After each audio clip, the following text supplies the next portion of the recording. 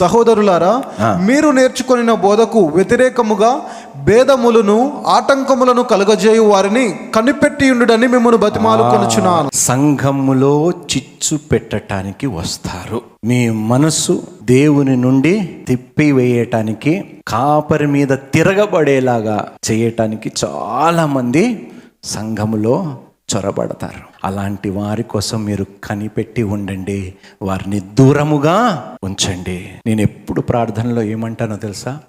గొర్రె చర్మము కప్పుకున్న ఏ తోడేలు ఈ సంఘములో ప్రవేశించకుండా ఉండునుగాక.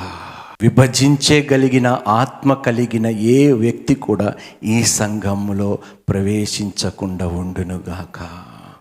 నా మనవి అండి, మీరు కూడా ఈ ప్రార్థన సంఘాల కోసం, మన ఒక్క సంఘమే కోసం కాదు, సార్వత్రిక సంఘము కోసము మీరు ప్రార్థించండి. ప్రతి సంఘములో కూడా, ఏ సంఘములోనైనా తోడేళ్ళు వెళ్ళకుండా, ప్రవేశించకుండా ఉండునట్లుగా ప్రార్థించండి.